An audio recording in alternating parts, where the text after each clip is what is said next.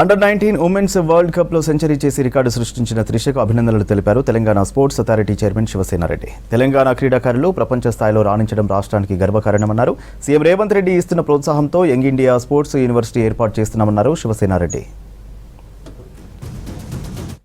Women's world కప్లో Gongidi Trisha century కొట్టడం ఈరోజు తెలంగాణలో ముఖ్యమంత్రి రేవంత్ రెడ్డి గారి ప్రోత్సాహానికి ఒక తోడ్పాటుగా అనిపించింది. ఖచ్చితంగా గొంగిడి త్రిషకు శుభాకాంక్షలు.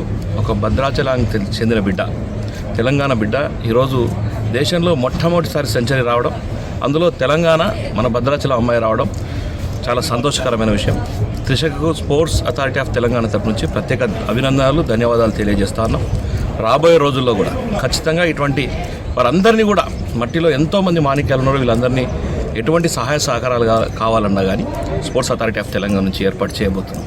ఈరోజు ఇక్కడ కూడా నేషనల్ గేమ్స్లో ఉన్నాం.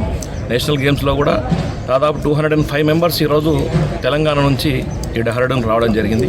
నేషనల్ కప్స్ 38th నేషనల్లో ఈరోజు నేషనల్ గేమ్స్లో పార్టిసిపేట్ చేయడం జరిగింది.